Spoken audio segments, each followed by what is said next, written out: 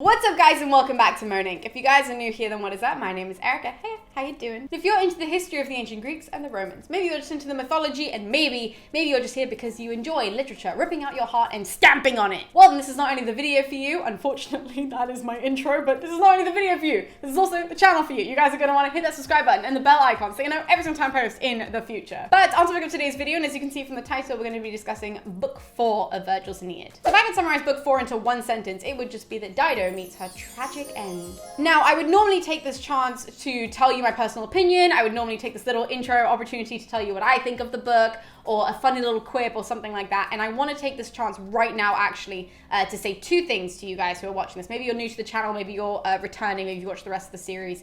However, I wanted to make it very clear now that I'm going to try and make at least the latter part of this episode as serious as possible, because I really want to honor Dido's death, because she's one of my favorite literature characters ever from ancient literature. And I just think that she has such a powerful end and such a sad and tragic end that I really want to do it justice. So I'll be reading from the actual translation that I have, my favorite translation, which is the David West translation. So if you have that, then you can read along with me when those come. So I will be trying to make this serious towards the latter part of the episode. The beginning part will still be a little bit jokey. And also now I need to give a trigger warning. I'm going to give a verbal trigger warning in these videos, and now I'm giving you one for suicide. Dido's end is really tragic. It is really tough to read. In saying that, I want to make it very clear that this is such an important moment in literature throughout all time that you should be reading this at some point. I'm not saying that to say, oh, you know, because you're triggered by it now, you should never read it again, or it shouldn't be read. And like, that's not what I'm saying at all. I'm saying if you are maybe young at this moment, maybe very impressionable, maybe this isn't the best thing to read for now. I actually wouldn't really recommend it for anybody like probably below 16. Like, I didn't read it for the first time until I was 17. And it really affected me, actually, when I read it. Not in a bad way, I mean in just like a beautiful way, but it's really sad. So I would say if you're too young, don't read this, don't even watch this video. But if you are in you know, getting older, if you are past 17, 18 years old, if you're at university, and you think that you might not be able to face this now, maybe you're too triggered by it now, I would say work to it, because this is not something that should be abandoned, that this book is so beautiful. This chapter is so tragically beautiful. It is the pinnacle of writing death in one of the most beautiful ways across however many pages the book is. And in poetry, it's done even more beautifully. But I don't want to read out my poetry translation for you guys, because I thought that I'm going to lose half of YouTube that way. So my advice is to come back to it at some point. If that day is not today, if it's not in a week, if it's not in a month, make a note to come back to this book, because it is so beautifully written, it's so beautifully handled, it's so beautifully done. The tragic downfall of this queen is just out of this world, honestly, for lack of a better phrase. So in saying that, I've spoken for a very long time, so why don't we just get into the narrative of this book. So the book opens, remember we've come off the back end of Aeneas telling of his wanderings of the fall of Troy, and then wandering around the whole Mediterranean and the whole like south of Italy and all this, and coming to North Africa. So we've heard all about this, and Dido is now thinking about this, right? So she's alone, she's in her room, she's thinking about all of this, and she's like, wow, he's an amazing guy. And so she wants to gossip about this, right? She's super in love with this man. Bear in mind, remember how Venus had inflicted her with this love so that she wouldn't get rid of Aeneas and like tell him to off from the shores. So she's infused with all this love, she wants to gossip to her sister, and she calls Anna to her room, and she turns around to Anna and she's like, so that guy Aeneas, he's kind of amazing, right? He's like super brave. That story was super great. Oh my God, all the things that he did, I'm just like, whew. And honestly, Anna, if I hadn't promised myself, if I hadn't like sworn this little oath to myself after the death of my first husband that I would never ever love again, that I would never spend my time on another man again, then I'm gonna be real with you, Aeneas would be tempting. Which obviously Anna responds in the way that like any sister would or any friend would, where she looks at Dido dead in the eye and she goes, hold on. You're super in love with Aeneas. It's pretty f***ing obvious that you are completely enamored by this man, and because of some stupid oath that you made, you now think that life doesn't have a purpose, doesn't have a side to it of feeling in love, of being in love, of marrying someone, of having a family. You've just sworn all that off for what? Your loyalty to Ceres? You really think that people in death give a f*** about your loyalty and that's what they want for you? No. Instead, Anna gives her sister the advice to actually go to the gods and to ask for a blessing if Dido can make this relationship a thing. First of all, she's got to go check with the gods. And then what she should do is that she should think of a reason to have Aeneas stay a little bit longer, like get him to hang around a little bit more so that she can suss out for herself if she likes him. It gives Aeneas a chance to like her. Basically, give herself a little bit of time is what Anna says to her, but also to ask the gods and to really throw herself into it. If the gods say yes, then fucking go for it. Which is really unfortunate to read because it's exactly like when anybody reads Anna's speech, it's something that you would say to your friends as well, which is like, pull up your bootstraps, fucking go for it. Like, I believe in you, like, get back on the horse. But we know, because Dido is doomed, that actually this gives Dido hope that we don't want her to have as an audience. So it's a really conflicting moment for us. Dido does exactly what her sister says though. She goes to make all of these offerings to the gods, and we're actually told by Virgil that she makes so many offerings to the gods. She makes them to Bacchus, to Apollo, to Juno, to Ceres, to like everybody. I mean, most importantly to Juno, obviously being the goddess of marriage and like the favorite god of the city of Carthage, makes all of these offerings to them. And apparently she's doing them so much that she can go back and check and study all of the entrails with a priest to see what the priest says, to see if there's like anything really against it, which unfortunately, Virgil tells us now that priests, as we know, apparently quote unquote, as we know, they're ignorant. And they're ignorant in this moment because they don't tell Dido not to do what she's about to do. And in fact, Virgil says this quote where he says, "What use are prayers to a passionate woman?" Which I really liked it. I think it's really powerful to show you that if you want something enough, it doesn't matter what anybody else says. And more importantly, even if the priest had said no, Dido probably would have been like, well, f yourself, I really love him. And Dido is described day after day as being eaten alive, basically, by the love that she has for Aeneas. In fact, she's so enamored by him and she feels so much pain for the love that she has for him that she's described as walking around the city like a wounded doe, right? So she's described as literally being like a wounded deer. And in fact, we are told that she often walks through the city of Carthage with Aeneas just so that she can hear him talk. So she asks him about Troy, she asks him about his wanderings, and she hangs on every single one of his words. Like, she's so in love with this man and she's looking for any reason to try and keep him in Carthage for as long as possible. And in fact, at night when they like all dine together and then he leaves and he goes home, Dido is described as clinging onto the couch where he sat so that she can be with him like a little bit longer. And sometimes she even holds back Ascanius, his son, so that she can bond with Ascanius a little bit more because she really does want to be a mother to like Aeneas' children. She loves him. She wants to have a family with him. And so that way she can have this love, experience this, like motherly relationship with Ascanius, sort of private of everybody else, so that she can have a love that she cannot declare that she wants, if that makes sense. Unfortunately though, as Dido gets more and more in love with Aeneas, she starts to forget, shall we say, about all of her roles as a queen, right? So she completely starts neglecting the city, that towers stop rising, that men who are supposed to be guarding the city, right? So they're supposed to be outside preparing for war. They have stopped getting orders from her, and so they have stopped preparing for an attack. We also have the construction of the city that is also stopped, literally being done. So the walls have stopped being made. Like, Dido has completely abandoned all queen duties. In fact, we're told that all of the works, all of the things that need to get done in the city have stopped. Now, as soon as Juno, though, realizes how in love Dido is with Aeneas, she sees this her opportunity to start meddling again with Aeneas. And so she goes straight to Venus. She goes straight to Aeneas' mother. And she's like, you are very crafty, aren't you? You are hiding yourself in all this glory. Look at the divine specimen that your son is. What a great guy. It's now that she suggests that they actually get Dido and Aeneas to marry, because she says to Venus that the power of the two gods, of the two of them, would be much better if they were combined rather than being at war with each other for a very long time, because as we know, Juno hates Trojans, and obviously Venus is the mother of a Trojan, so she's like, we might as well team up, might as well do something together. So I propose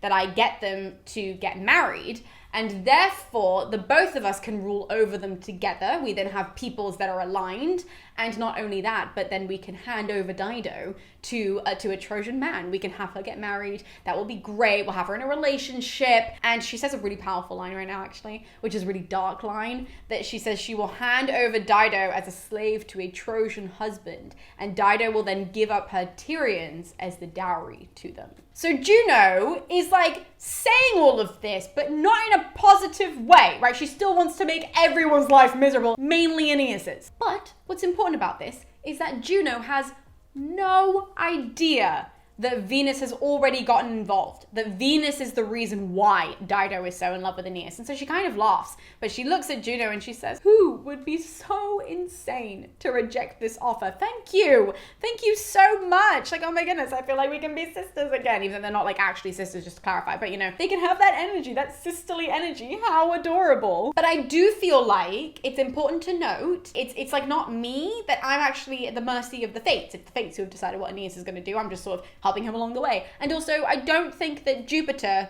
knows, nor would Jupiter necessarily be okay with us doing this behind his back without his permission, but you're his wife. So it's not weird if you go and ask him for permission for us to get into cahoots with each other and to do this whole thing down in Carthage. But if you ask him, I'll follow. But aside from that, like, I would need his, like, okay. And Juno does have a moment of, like, pausing and just staring at Venus and being like, yeah, sure, whatever, I'll ask him later. Listen to my plan, though. Dido and Aeneas are getting ready to go hunting tomorrow, right? So I have a plan that basically when it hunts, cue me, I'm gonna let it rain, okay? We're gonna have this torrential downpour come down, so it means that everybody has to go into shelter. They have to go and find shelter somewhere. We're gonna have Dido and Aeneas go into a cave, and then I'm going to consummate?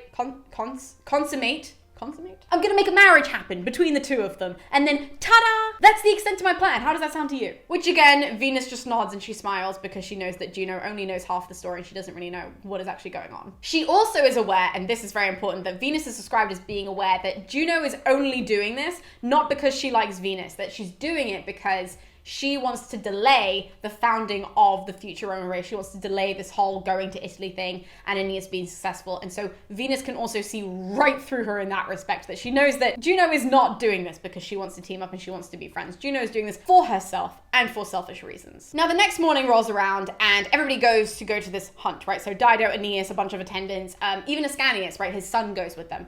And as all the attendants are setting up all these nets and everybody's getting ready, you know, Ascanius is like running around on his horse and all of this. When they're out far enough that cue Juno, she comes in with the rain and everybody does take shelter as she knew that they would. That Aeneas and Dido, they go to take refuge in a cave, and that is when Juno comes down and there's like this flash of light.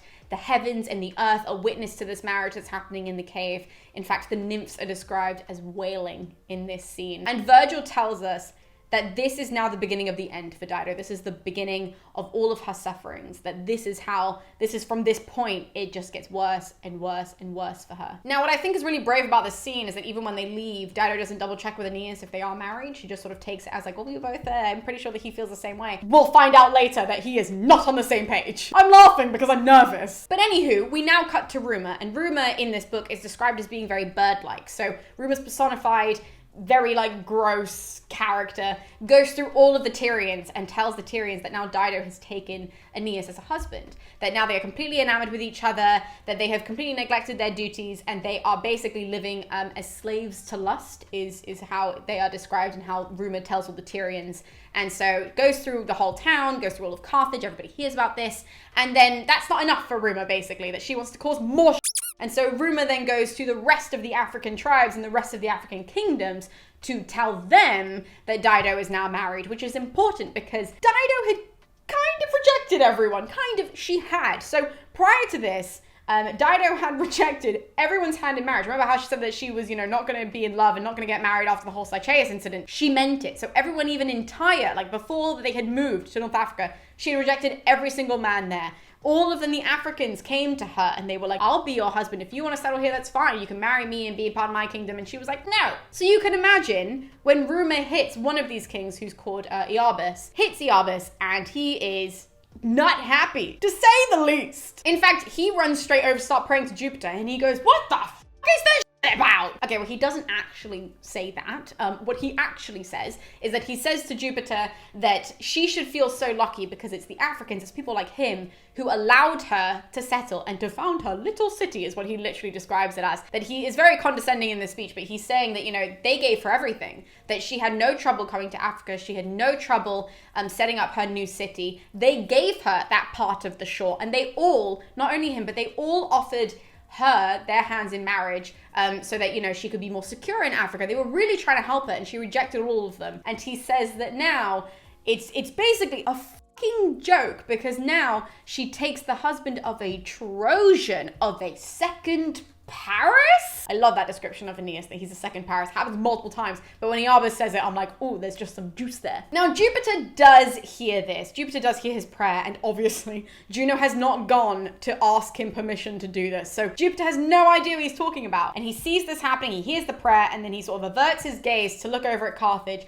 and sees Dido and Aeneas playing happy couple. And he's like, no, not what we had planned. He runs over to Mercury, he wakes him up, and he's just like, hey, it's now your job to go down and to tell Aeneas to get the out of Carthage. Like, what is he doing? Has he forgotten about his whole destiny? Has he forgotten about Italy? Has he forgotten about his son? This is not the man that the fates promised us. This is not the man that his mother promised us. Why would she save him from battle with the Greeks if it was just to lay about on some beach? Why would she save him twice if it wasn't to do something great in the future? And now it's not exciting enough for him? Mercury, you need to go down and tell him that he needs to move his little booty. What is he accomplishing from dallying on the beaches with some woman? If he cannot do it for him, if he cannot do it for his son, he needs to remember the future generations that he is doing this for. So go. Mercury hears this, he says, okay, he puts on his little sandals, he puts on his coat, he has his scepter in his hand, and he rushes down to the beaches of Carthage. And actually, when he gets down there,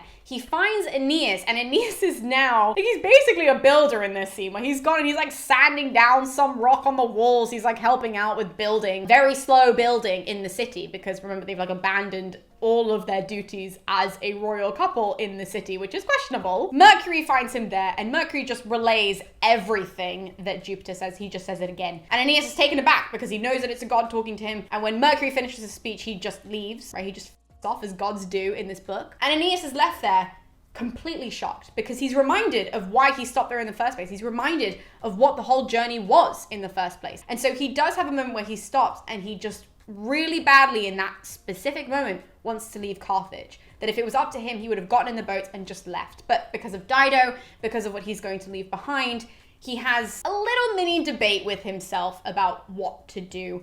And so what he decides to do, he calls over two of his men and he tells them, okay, you guys have to go and get the boats ready because we have to leave. Okay, we have to go and still found, well, he doesn't say found Rome, but we have to go to Italy, we have to go to Latium and still do this whole thing that is my destiny to do.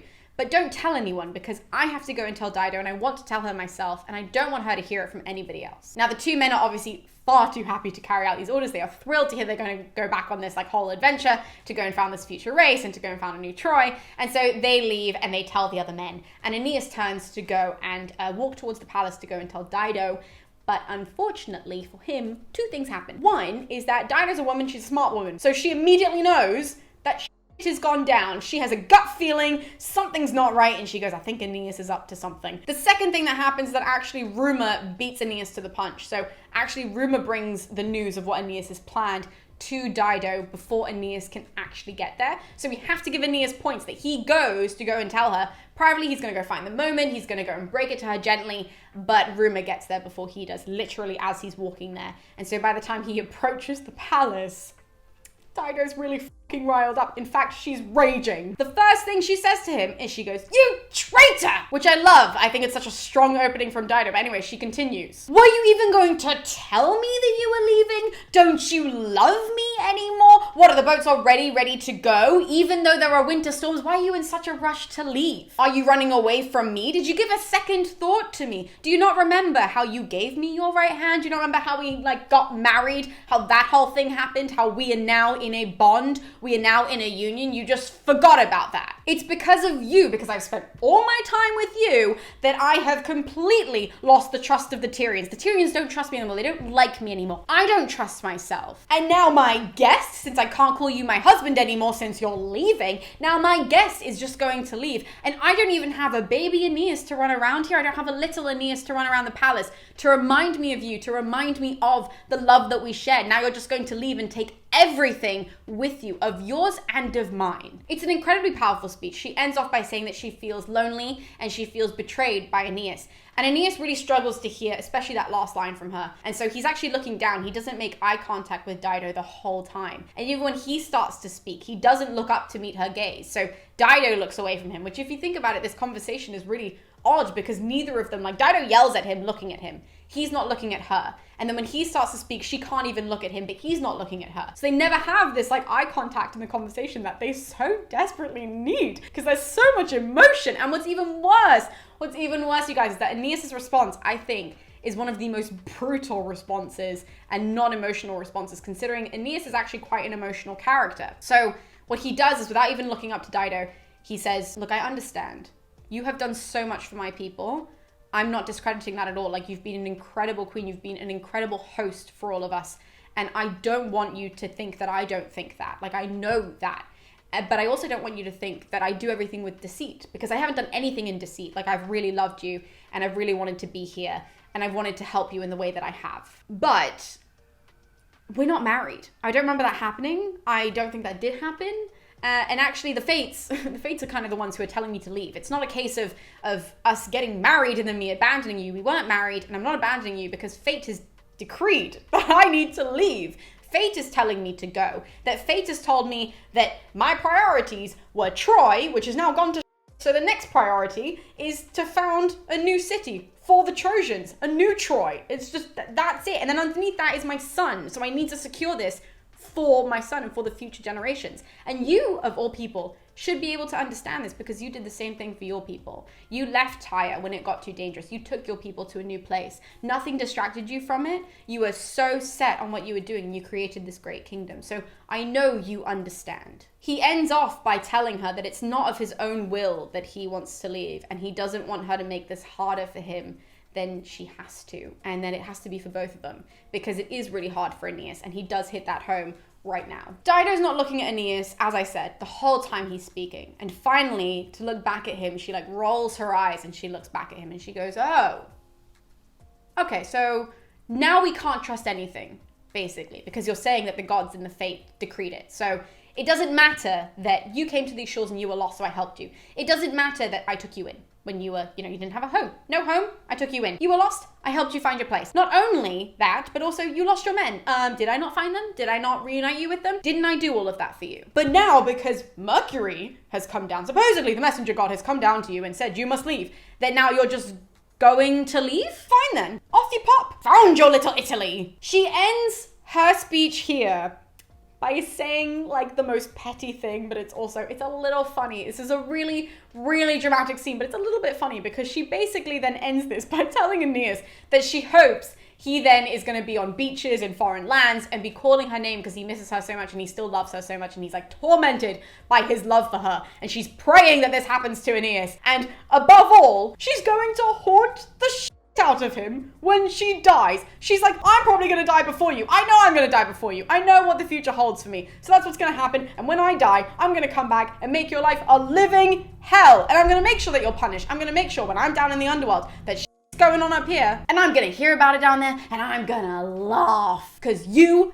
deserve it. And then she runs off. She runs off at the end of that threat where she's going to haunt him for the rest of his life. I'm going to use that, by the way. I'm going to use that insult. Anyway, she then runs off, and as she leaves the room, she actually faints. She's so upset she faints, and her attendants have to bring her back to her room. Now, Virgil tells us that Aeneas wants nothing more than to go after Dido in this moment, and he wants to soothe her because he really does love her, but he feels like it's not the right thing to do, and so instead he turns on his heels and he goes back to the shore to help the men get the boats ready. On Aeneas's walk, Virgil has a moment in the book where he takes on his narrator role and he addresses Dido directly, and he says, in my opinion, one of the most beautiful lines I think that's ever been written, like ever. And I'm not over exaggerating that. I know I say that quite a bit, but this line I think a lot of people can relate to. So I made a note of it.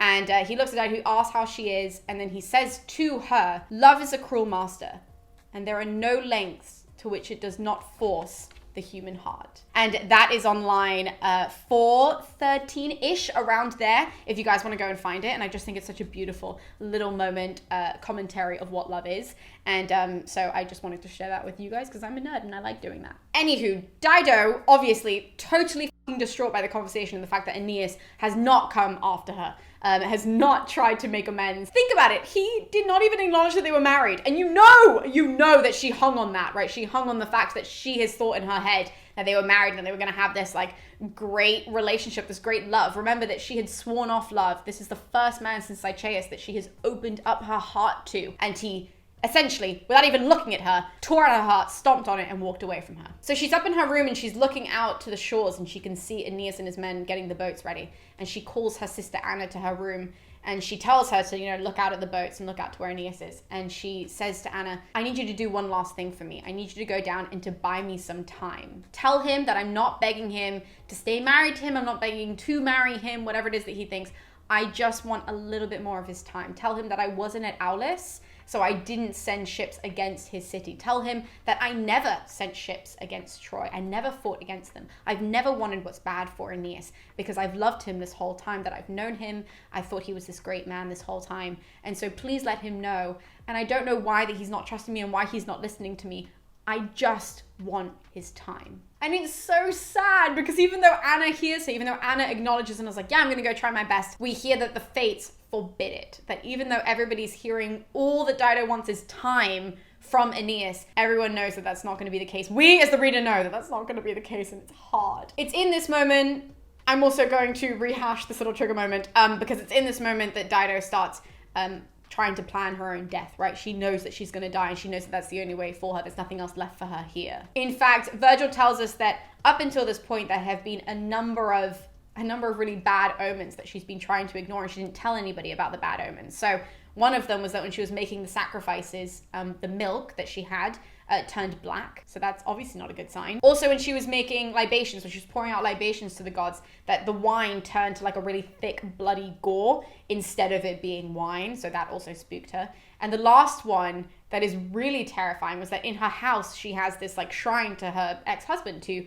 Sichaeus, because he died in all of this. So she has the shrine to honor him. And at night, when everything is silent, when everybody is asleep, when Dido is the only person awake because she is tormented by her thoughts, that in these moments, she can hear from the shrine this like low groaning, this wailing, this like ringing through the palace of like her dead husband. So she knows that this is all signs from the gods that she's coming to an end. She knows that she has to die. And it's scary. Like, she's described as being scared by it, right? She's not like comfortable with death. She just knows that that's what's going to happen to her, even though it's terrifying. And obviously, it's very apparent that she's gone completely mad, right? So the last part of the book is just Dido in her complete descent into madness and to death. So she calls on her sister Anna one morning. She calls on Anna, and in her head, remember, she's decided she's going to die, and she doesn't tell Anna this, but instead what she tells her sister is that she's come up with a plan where either she's going to get Aeneas to love her again, or she's going to forget Aeneas.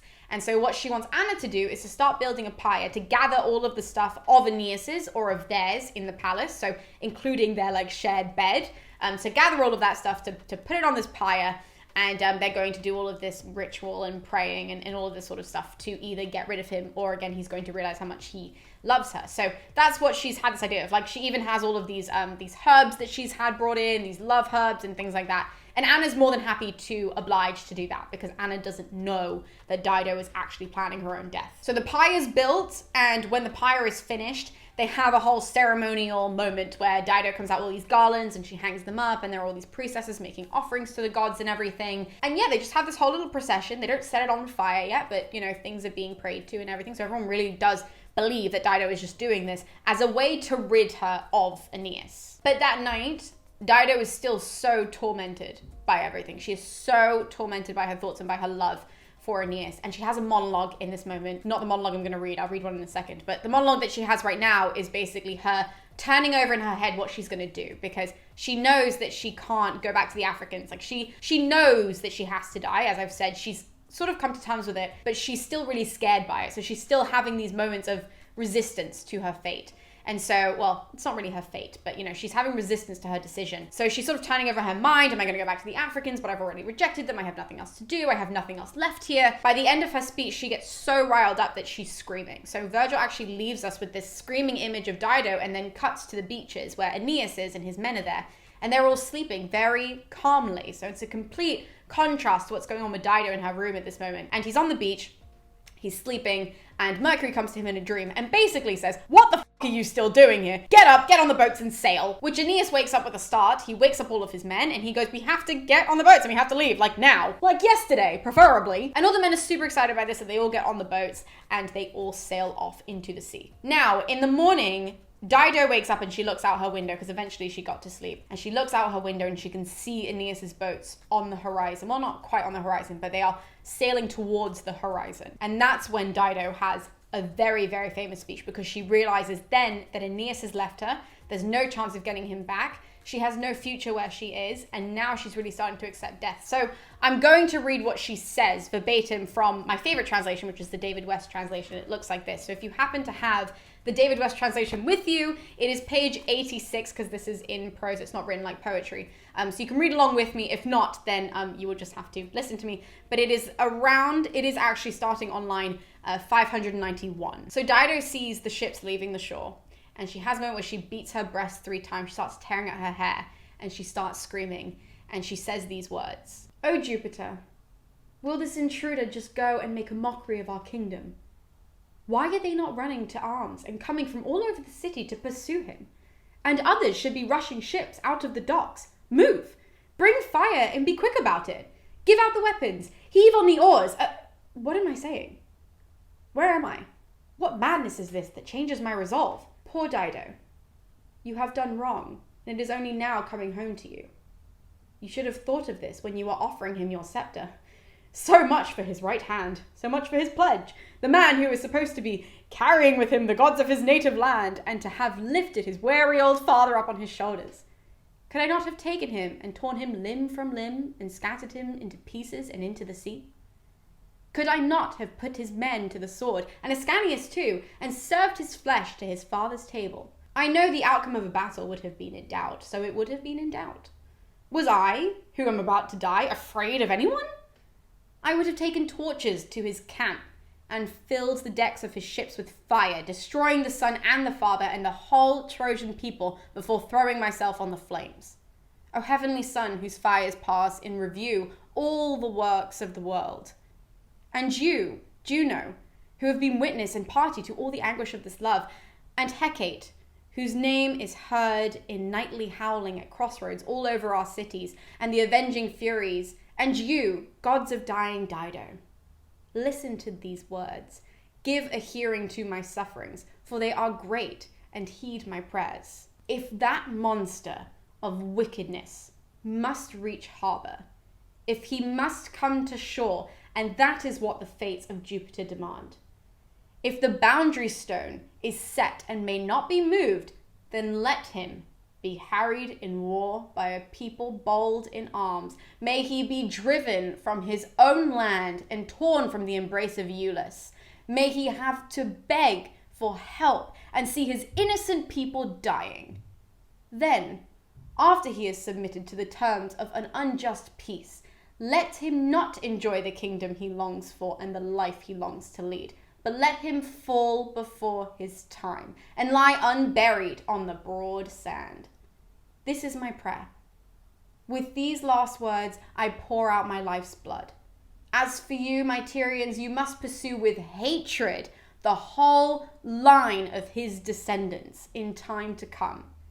Make that your offering to my shade. Let there be no love between our peoples, and no treaties arise from my dead bones. O my unknown avenger, and harry the race of Dardanus with fire and sword wherever they may settle, now and in the future, whenever our strength allows it. I pray that we may stand opposed, shore against shore, sea against sea, and sword against sword. Let there be war between the nations and between their sons forever. That is a fucking powerful speech. I don't care what anybody says. I couldn't have done that without reading it. And so now is the moment that Dido really accepts that she's going to die. Right now is the moment that Dido's a bit like, okay, this is going to happen. We've got the pyre ready. I'm now ready. I've said everything that I have to, basically. She has one more little speech, which I will read. But for the most part, she's done, and she knows that she's done. So she calls instead for Sychaeus' nurse. So Sychaeus' nurse is this really old lady and has been with Dido since Sychaeus died. And she calls her to her room and tells her to go and tell Anna to go and prepare the offerings to the gods, because she herself, Dido, has prepared the offerings for Jupiter. And so they want to have all of the offerings together, and then they're going to put an end to this pain, is what she says. To this nurse to go and tell Anna. But what she means is that she's then going to die, and what is going to be relayed to Anna is that they're going to set the pyre on fire with all of Aeneas' stuff, And so therefore he's now going to be like he's going to be gone from them, and Dido is going to be freed from this love. So the old lady leaves, and Dido is described as still being frightened by what she's about to do, because now she knows is the moment. So Dido runs out of her room, she runs through the palace, runs to the courtyard, and starts running up to the pyre, like literally like scaling it, right? She's in this total frenzy, and she actually stops where their bed is, where her and Aeneas' bed now lays on this massive pyre. And she has a hidden Trojan sword with her, which we know, and she knows what the purpose of this sword is going to be. So she's sitting on the bed, and she has her last speech, her final words, which I'm going to read to you again, because again, I can't do it justice. So if you go to page 88, if you still have this book with you, it's just over the page, and it starts at line 651. So again, Dido's on the pyre, she's on her bed, right? Her shared bed with Aeneas, and she's bawling her eyes out. And she says, "These are the possessions of Aeneas, which I so loved while God and the fates allowed it.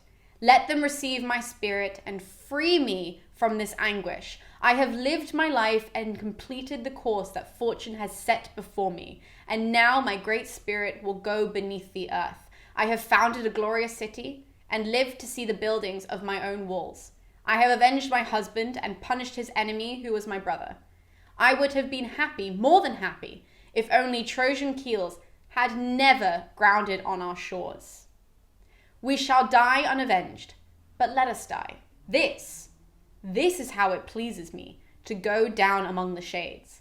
Let the Trojan who knows no pity gaze his fill upon this fire from the high seas, and take with him the omen of my death." On that last word, Dido falls on her sword, and immediately Rumour goes crazy. Like the bird-like figure of Rumour goes through all of the Tyrians to tell them what's happened. And unfortunately, the news reaches Anna before she can get back. So she now runs back, but there are crowds and crowds of people back at the palace. And when she gets there, she has a really heartbreaking speech where she screams up to Dido and she says, "This is what you had planned. You had me build this pyre knowing you were going to throw yourself on it, knowing that you were going to destroy yourself. You've not only destroyed yourself in this moment, but your people and your sister. It was my hands that built this pyre, and it was my hands that called on the gods and made sacrifices for this," which is so heartbreaking. And when she ends it, she calls upon people to bring her some water so that she can climb up the pyre and start washing the blood away from Dido. And when she does climb up and she gets to Dido, who's on the bed and who's crying and all of this, and is basically dead but not properly dead, she starts to wipe away the blood that's on Dido from the sword.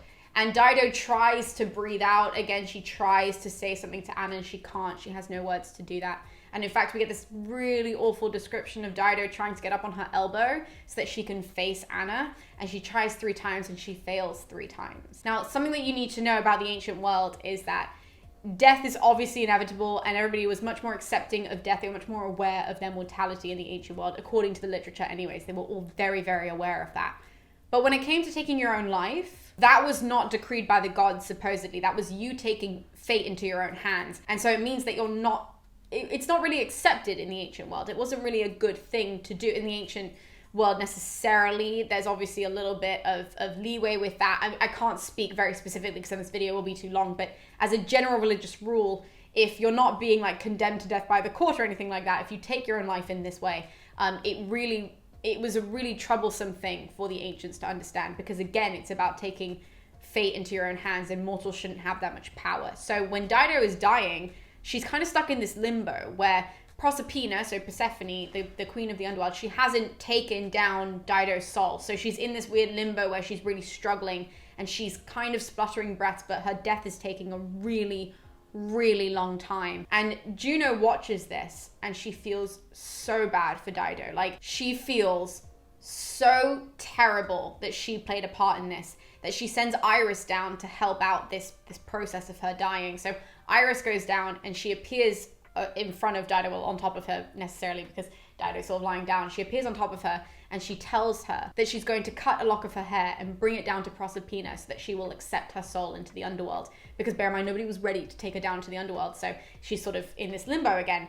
And so she does that. She cuts a lock of her hair, she takes it down to Proserpina, and the end of the book is Dido breathing out her last breath whilst being held by her sister and having just stabbed herself. It is a tragic end to the book. Like, that's literally it. How it ends is Dido's last breath. It is heartbreaking. It is a really, really tough chapter. And that's why I said at the beginning of this video that for people who, if you know somebody, if you've gotten to the end of this video, then amazing. But if you know somebody who maybe would be triggered by this now, keep reminding them to read this, because this is such a beautiful book and it's so tragic and it's handled so beautifully. And I mean, there's lots of analysis in this, as you can tell. If you know anything about Roman history, when I read out what Dido said, there's a lot of analysis for this book. And it's just so beautifully and creatively handled in the book that, honestly, I think if you're going to read one book of the Aeneid, it has to be book 4. It has to be Dido's downfall, because it's just stunningly beautiful. So I would say I'm sorry for making this a little less jokey in the latter part of the video, but I'm not, because I really wanted to make sure that Dido had some justice for her,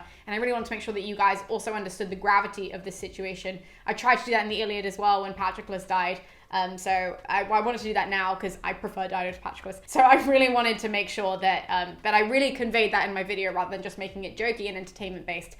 That way you guys know the tone of this book as well, that it's not jokey, it's not funny, it's not like a side death. It is the main part of this book. It is tragic, and it follows Aeneas, right? This death follows Aeneas throughout the story, and further follows Rome, as we heard in Dido's dying speech. It follows Rome for the rest of eternity. Pretty much eternity, obviously not nowadays, but like back at the time of Virgil, like that was eternity at that point. He was like, this is always going to continue, this raging with the Carthaginians. And that is what Dido, you know, she says in her dying speech. So yeah, thank you guys so much for tuning into this episode. Thank you guys so much for watching until the end. Next time we'll pick up with a little bit of a lighter topic, much lighter topic. We're going to be going into the funeral games for Anchises. So I'll be seeing you next time with book 5 of Virgil's Aeneid. So I'll see you then.